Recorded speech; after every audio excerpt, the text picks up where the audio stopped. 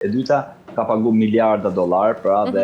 është përjashtuar nga ajo, pra ja kanë grabit dollar Amerika, pra ky Trump që është sot në qeverinë e tij të para 4 viteve. E dyta është që me përjashtimin e kësaj, domethënë Turqia si ka dhënë një vetë besim në veten, fakt që ka zhvilluar e tashmë po flitet të gjithë botën edhe vetë industria e armëve mbrojtëse të Turqisë, pra nëse një e keqe është që ka përjashtuar Amerika me sanksione të kallësa Turqinë nga projekti F-35, kjo ka dhënë një mundësi krete tjetër, pra i ka hapur një derë tjetër që ka forcuar vetë prodhimin e vet. E treta është që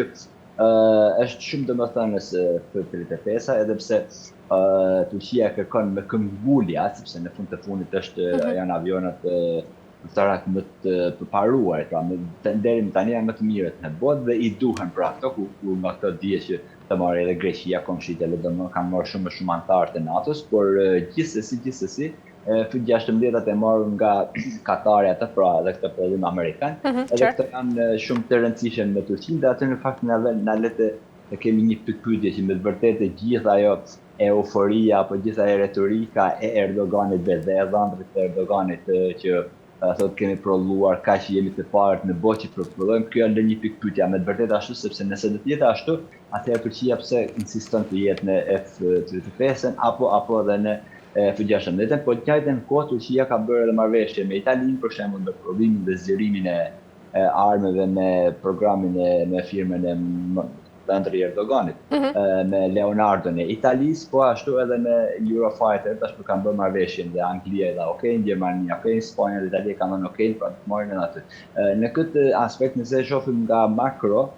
kjo tregon që Turqia është një vend i padiskutueshëm pranë NATO dhe sidomos kur bëhet fjalë për Europën, për kontinentin evropian, pra për Bashkimin Evropian dhe kontinentin evropian që përmendim të Anglinë, po edhe Turqinë, duket që është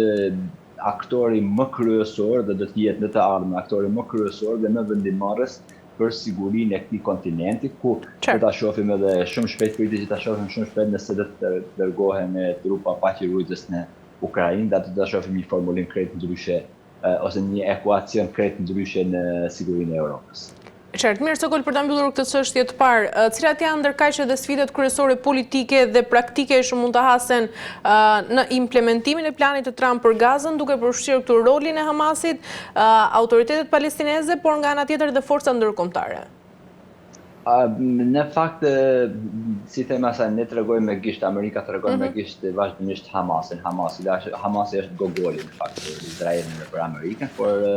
e dihet shumë mirë se sa forcë ka Hamasi dhe çfarë ka bërë Hamasi dhe sa ka fuqi bërë Hamas, duke përjashtuar aktin terrorist të Hamasit pra të 7 tetorit, nëse i ngatroj atë. Kjo tregon që Hamasi përfundimisht është eliminuar nga vetë forca e tij që ka pas më përpara, sepse siç dihet, domethënë Hamasi, Hizbullahu e të gjithë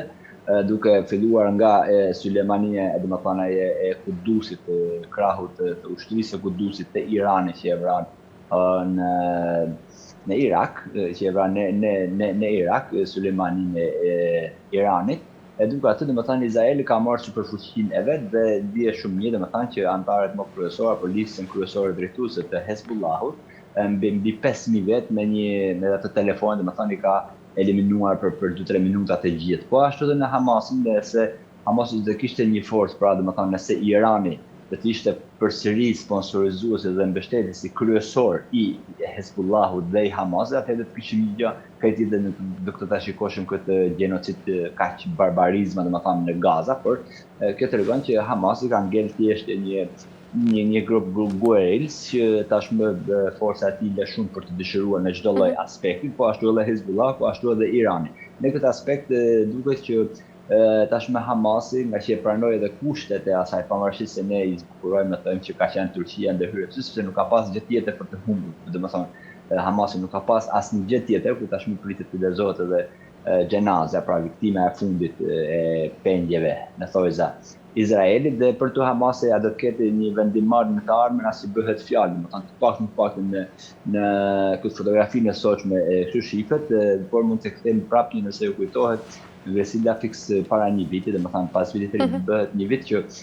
dele video e Trumpit që me Kumar Hane, me Bijoze, me Gjana Milin, dhe më thanë Riviera e Gazës, dhe ne aty drejt po shkojmë, vetëm se i kemi ndru emra, pra i kemi ndru emra, sepse edhe me hyrjen në fuqit e marrëveshjes aty ku hidhen firmë Turqia, dhe më thanë për garantuesi që nuk do të vritet asnjë njeri më në Gazë, ishte Turqia, Egypti,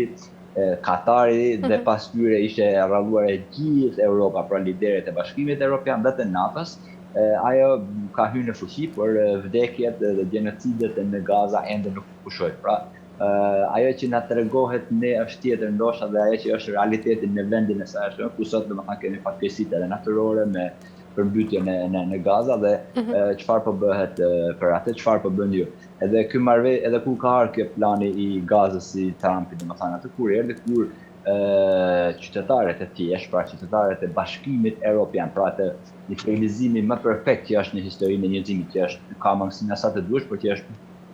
civilizimi më i mirë, më perfekt i njerëzimit që ka arritur në këtë botë është Bashkimi Evropian. Dhe kur qytetarët e Bashkimit Evropian me Somonin, pra me anijët e veta, me varkët e veta, u nisin të gjithë me mira njerëz drejt Gazës për të shpëtuar, për të dhënë një gotë ujë, një kafshat bukë për Gaza, aty Trumpi, pra Amerika, ndërhyri dhe bëri një plan paqe në thojza. Edhe kjo u pranua në thojza edhe nga Izraeli, pra u shushua ajo forca e madhe humane e Europës për të kthyer nga njerëzimit. Dhe tashmë po vazhdojnë të njëjta gjëra, po vazhdojnë, nuk është si kamera. Domethënë prapë ndihmat në Gaza nuk shkojnë edhe siç dihet, domethënë raportojnë të gjithë kolegët tanë nga Izraeli dhe nga Gaza dhe nga gjithë Filistina. Por këto janë probleme shumë të mëdha që me sa duket Hamas e ka humbur gjithë atë autoritetin e vet, sepse forca e saj nga kush ka pas forcën? Nga Hezbollah. Hezbollah nga ka pas forcën? Nga Irani. Tashmë ku është Irani? Është aushtret. Dhe për këtë arsye Turqia mund të ketë roli vetëm paqërues, pak nëse ne do të kemi vrasje, ne do të kemi gjenocide, barbarizma, kjo mjafton për zonën, pastaj pas një dekada më radh, por tashmë